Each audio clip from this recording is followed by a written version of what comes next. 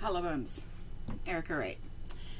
Thank you, NetGalley, for providing an eARC in exchange for an honest review. When I picked this book up from NetGalley, or when I requested this book from NetGalley, the whole purpose behind it was because it said Appalachia, and the title of the book and the cover of the book made me think it was going to be another Appalachian magical realism book, like the books that I've been reading recently.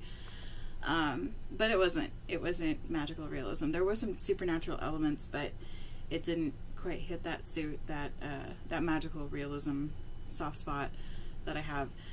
So it follows Essa, who is known in her town as the Serpent Orphan.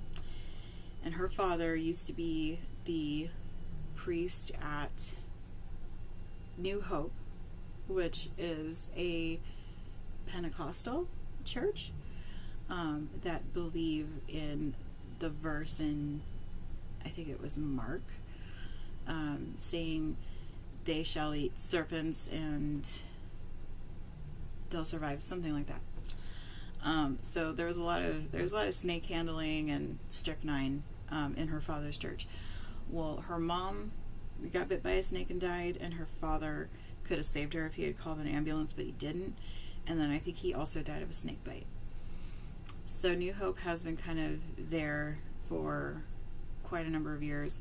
When they died, Essa's brother Clyde basically took over as her caregiver, and he stayed with her until she turned 18, at which point he kind of split. He was like, deuces, and he went to live with his girlfriend Juliet. Juliet is a tarot reader kind of person. She is really obsessed with the occult. She wants the sight. She wants to be able to see things in the future, namely her future and her unborn baby, because now she's pregnant. Unfortunately, there is a new pastor at New Hope, and he is causing a stir because he has stepped into this town that has a huge drinking problem and a huge opioid problem. And of course everybody at first was like, okay, he's just another snake oil salesman, but they've seen tremendous results with people actually getting off of their addictions and staying clean for more than just a few days or a few weeks or a few months. And so he's become kind of a sensation in this town.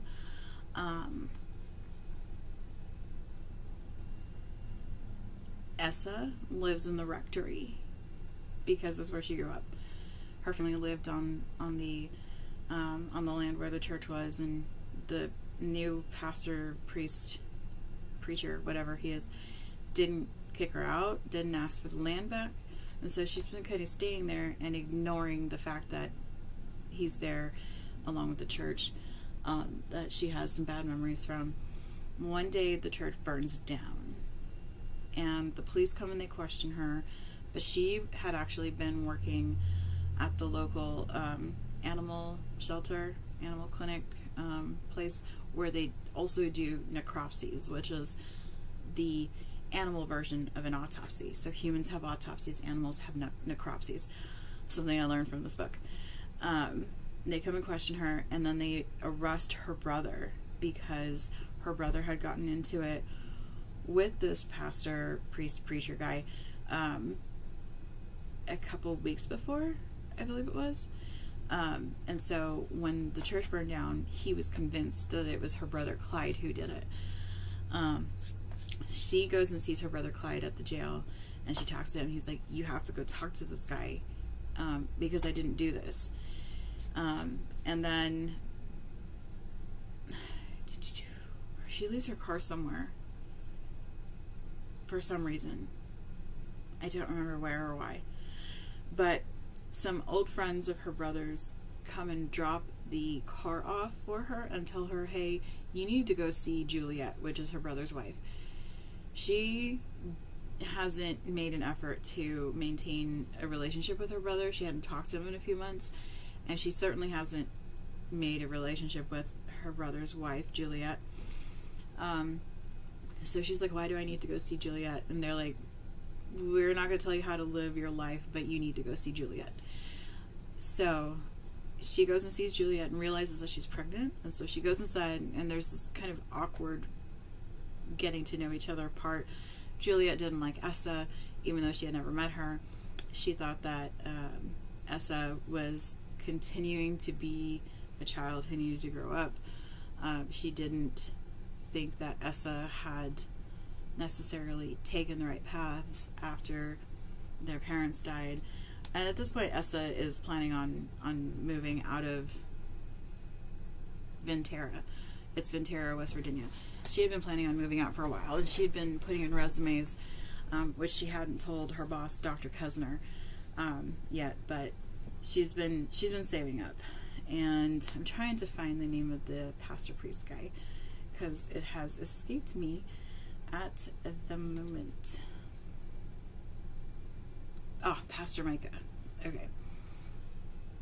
So the way this is written is, it doesn't just set out to make this guy seem like a lunatic, like a fanatic, like a psycho. It kind of goes into how he feels and what he believes, and you kind of get the sense that he's human, I guess. You get the sense that he's human, which of course he is. But when the church burns down, he doesn't let it stop him. He takes his fellowship meetings and his NA meetings and his Sunday sermons, he takes it outside. He puts up tents and he takes it outside. And a journalist, a reporter, comes to town, and I believe she's had some background with either Pastor Micah or with Ventura, the town itself. I can't remember which. Her name is Merritt. She comes to town and she starts investigating this. Now, the cops, the police department, they have it all pinned on Clyde, and they're not investigating anything else. But there are two cops, Officer Barnes and Officer something, and they think that perhaps they need to be investigating more than just Clyde in case it's not Clyde. But at some point, I think that Lieutenant Barnes begins to believe that it's Clyde. Well, Merritt at that point is not 100% convinced, and she is she hates Pastor Micah. And so she's kind of like, okay, well, I'm going to find out whether this guy has some dirty laundry, what his deal is.